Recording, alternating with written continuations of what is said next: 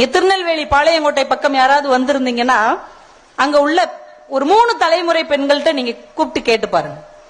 10க்கு 8 பேர் சொல்லுவாங்க நீங்க எந்த காலேஜ்ல படிச்சீங்க, எந்த ஸ்கூல்ல படிச்சீங்க அப்படின்னு கேட்டா எஸ்டிசில படிச்சேன்னு சொல்லுவாங்க.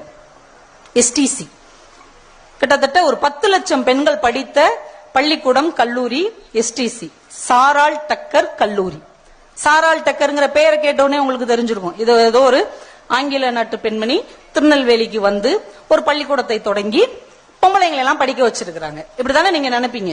ஆனால் உண்மை என்ன தெரியுமா?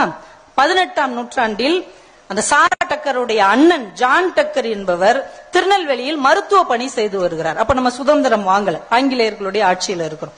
அப்போ நடக்கிற சம்பவங்களை எல்லாம் தான் தங்கைக்கு கடிதமா எழுதுவார். விலை ஆணுங்க கடிதம் எழுதுறா.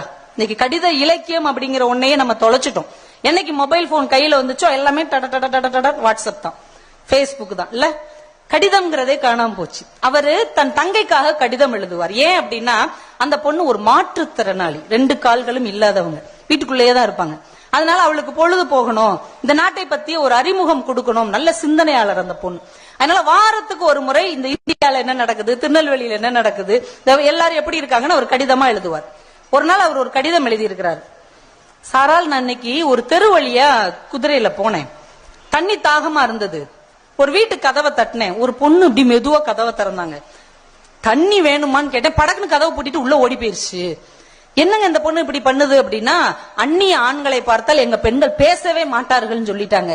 இந்த உலகம் எவ்வளவு வேகமாக ஓடிக்கொண்டு இருக்கிறது, ஆனா இந்த பிள்ளைகள், இந்த பெண்கள் கல்வி அறிவு இல்லாம இப்படி பயந்தாங்கொள்ளிகளாக வீட்டுக்குள்ளே ஒளிந்து கிடக்கிறார்கள். அதை நினைச்சா எனக்கு ரொம்ப வருத்தம் இருந்ததுமா அப்படின்னு எழுதி அனுப்பிட்டார். இத படிச்ச உடனே சாராள் டக்கருக்கு ரொம்ப அதிர்ச்சி ஆயிருச்சு. என்னோட நம்ம ஒரு மாற்றுத்திறனாளி, நாமளே எவ்வளவு படிச்சிருக்கிறோம், எவ்வளவு சிந்தனையாளரா இருக்கிறோம், ஆனா அந்த ஊர்ல உள்ள பெண்கள் படிக்கவே இல்லை அப்படின்னா அவங்களும் ஒரு மாற்றுத்திறனாளி தானே. இப்ப இப்படிப்பட்ட பிள்ளைகளுடைய வாழ்க்கையில ஒரு முன்னேற்றத்தை ஏற்படுத்த வேண்டும் என்று இந்த அம்மா என்ன பண்றாங்க, தாங்கிட்ட இருந்த 20 பவுன், ரொம்ப நன்றிங்க, இது ஒரு சகோதர பாசம் தான், தாங்கிட்ட ஒரு 20 பவுன் நகை இருந்திருக்கு. 18ஆம் நூற்றாண்டுல 20 பவுன் நகைன்னா அது எவ்வளவு பெரிய அமௌண்ட் யோசிச்சு பாத்துக்கோங்க. 20 பவுன் நகை எல்லாம் சேர்த்து அவங்க அண்ணனுக்கு இந்தியாவுக்கு அனுப்பிட்டாங்க. அந்த ஊர்ல ஒரு பள்ளிக்கூடத்தை கட்டு, ஒரு ஆசிரியர் பயிற்சி நிறுவனத்தை கட்டி அந்த பெண்களை எல்லாம் படிக்க வை, இதுதான் என்னுடைய மிகப்பெரிய ஆசைன்னு பணத்தை அனுப்பிட்டாங்க. உடனே அந்த அண்ணனும் தன் தங்கச்சி சொன்ன வார்த்தைக்காக அங்க ஒரு பள்ளிக்கூடத்தையும் ஒரு ஆசிரியர் பள்ளி நிறுவனத்தையும் ஆரம்பிச்சு நடத்திக்கிட்டே இருக்கிறாங்க. 13 வருஷம் நல்லபடியா நடத்திட்டாங்க.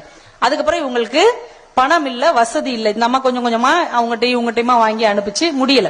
13 வருஷம் கழிச்சு அந்த ஸ்கூல்ல 2த்தையும் இழுத்து மூடியாச்சு. ரொம்ப கண்ணீரோட கடிதம் எழுதுறார் சாரால், இதுக்கு மேல நம்மளால சமாளிக்க முடியல, எந்த ஒரு உதவியும் இல்லாம நடத்த முடியல, மன்னிச்சுக்கோ, அந்த 2 நிறுவனங்களையும் மூடியாச்சு அப்படின்னு. அவளால தாங்கவே முடியலங்க. எங்கேயோ இங்கிலாந்துல, லண்டன்ல பிறந்து வளர்ந்த ஒருத்தி, இந்தியா எந்த திசையில் இருக்கிறது என்றே தெரியாது, திருநெல்வேலி பாளையங்கோட்டை என்கின்ற வார்த்தையை உச்சரிக்க கூட அவளுக்கு தெரியுமானா நிச்சயமாக தெரிந்திருக்க வாய்ப்பே இல்லை. அந்த பெண்ணுக்கு தாங்க முடியல. நம்ம வாழ்க்கையில ஒரு லட்சியமா அந்த ஊர் பெண்களை படிக்க வைக்கணும்னு நினைச்சோமே, அது நடக்கவே இல்லையே அப்படின்னு நொந்து நொந்து நொந்து மனம் நொந்து படுத்து படுக்கை ஆயிட்டாங்க. அவ ஃப்ரெண்ட்ஸ் எல்லாம் அவளை சுத்தி நிக்கிறாங்க. அவ கடைசி படுக்கையில் இருக்கிறார்.